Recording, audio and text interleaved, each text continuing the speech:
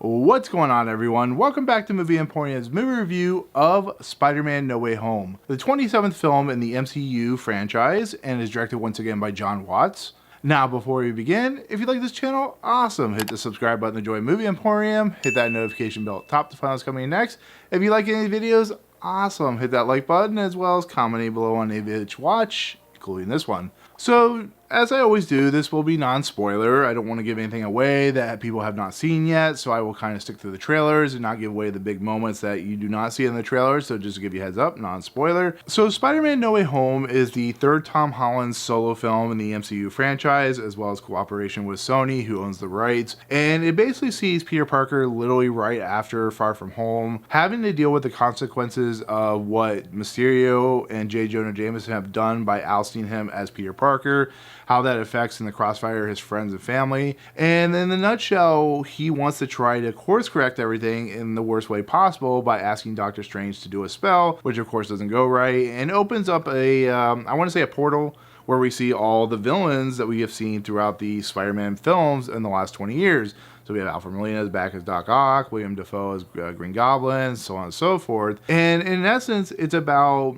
what it takes for an individual to be the hero that they need to be, and how are they willing to deal with the consequences of their actions, and how does one individual fix the things that he caused, the problems, and so on and so forth. So we can all agree that Avengers Infinity War and Avengers Endgame are going to be considered some of the most ambitious movies ever made. The whole Infinity Saga is one of the most ambitious projects ever put on screen. It's a achievement that's never going to be surpassed, only by Kevin Feige probably in the future. But the thing that is really interesting is that ambition with that particular set of films is almost kind of unparalleled with what is happening now in the MCU with films like Shang-Chi, Eternals, all the TV shows that have come on Disney Plus, and now we have the latest film in the Spider-Man franchise of the MCU, which is No Way Home. And it's pretty safe to say that not only is this one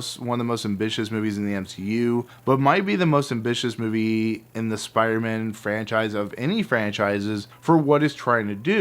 I mean, just look at the trailer alone. You have characters from all the movies themselves, which include, you know, the Tobey Maguire franchise, the Andrew Garfield franchise. Now we have the Tom Holland franchise. So you're bringing back, Willem Dafoe as Green Goblin. You're bringing back Doc Ock with Alfred Molina, Jamie Foxx as Electro, Rhys Ifans, of course, with Lizard, and of course Thomas Hayden Church with the Sandman. So to have all those characters have to be in a movie with Tom Holland, who's having to deal with what he's trying to deal with, I can't imagine what Jon Watts had to do to keep this film from falling apart, because there are so many moving pieces. There's so many just kind of conceptual ideas and conceptual theories. You have to, do what you need to do with Tom Holland, but then you have all this kind of material. You have the multiverse, with WandaVision now being part of this film. It's insane to think about. And then you bring in Benedict Cumberbatch and Benedict Wong, and it just...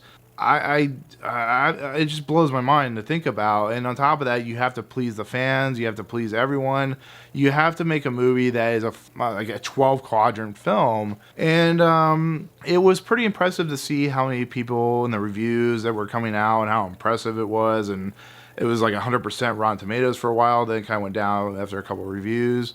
But the thing that really is surprising about this film is not only does it deliver on every single thing that it is trying to do for the most part, but it does it with such ease, with such style, with such panache, that this is easily one of the top 5 MCU movies as of this point. I will do a rankings video of up to 2021 when it comes to the MCU franchises. But I have to just congratulate and applaud Jon Watts, the writers, Kevin Feige, Amy Pascal, the actors, which include Tom Holland and Jacob Batalon and Zendaya and all the characters that are the villains and everybody who's in this movie, for just absolutely delivering a rip-roaring adventure. This movie is impressive.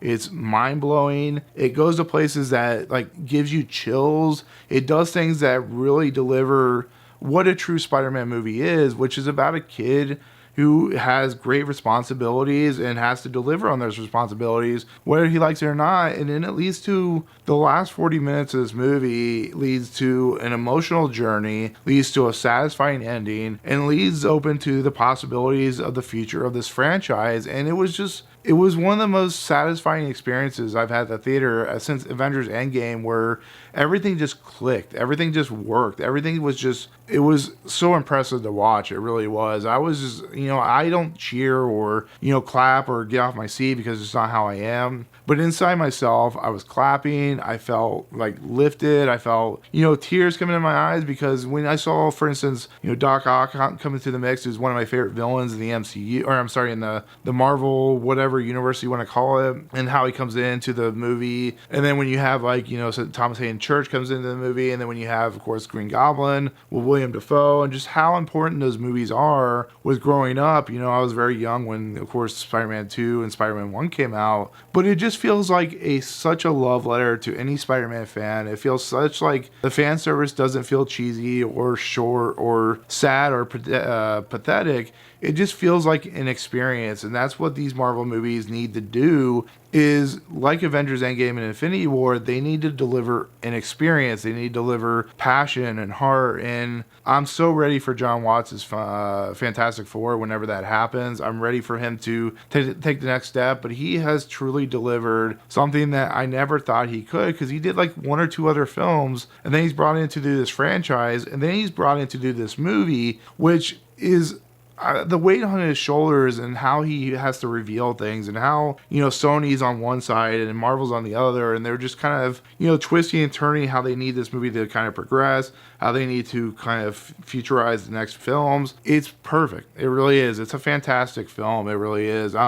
If I really had any qualms, it is, like a lot of people say, is like the first 30 or 35 minutes, up to the point where the Doctor Strange and Peter Parker stuff happens. When that happens, the movie is just perfect. It really is. It's magnetic, it's magnificent, and it does it with spades. And there's not much more else I can tell that everybody hasn't already said. It's a really fantastic film. It has emotional heart. And Tom Holland, who outside of this franchise has struggled a little bit in his films that he's produced, is the embodiment of what Peter Parker is to us. Yes, Andrew Garfield and Tobey Maguire had those feels, but I think this has always been, to me personally, the ultimate Spider-Man, just because he's a younger individual and just because he feels like a high schooler and so on and so forth. But I think overall, I think this movie is a top 5 MCU movie. I don't think it hits the highs of Winter Soldier, which will always probably be one of my favorite MCU movie. But if you're watching this review and you haven't watched this movie yet, like I said, I've only talked about what's in the trailer. Definitely go watch this movie. You probably have already seen this movie, but if you haven't, definitely give this movie a watch, because I definitely think it will satisfy you if you're a Spider-Man fan. It will satisfy you if you're an MCU fan. And I think it will satisfy you if you're a movie fan, because it really does work on its ambitious level that really kind of delivers on, which it's very difficult to do. And I have no more to say about this film without spoiling it, but it's a pretty great film. So where it'll show up in my top 10, I don't know, because there's a lot of great films that have come out this year, but definitely know top 5 MCU film of all time. So there you go. But there you go. That's my take on Spider-Man No Way Home, the non-spoiler version. Thank you so much for watching. In the comments below, what is your overall opinion of this franchise? Are you excited for this movie? If you've seen it, what's your overall feeling on the movie? All that good stuff. Otherwise, if you like what you see in this video, hit the subscribe button to join Movie Emporium. Hit that notification bell top to find what's coming next. If you like any of these videos, awesome. Hit that like button, and we'll see you guys on the next video. Peace out.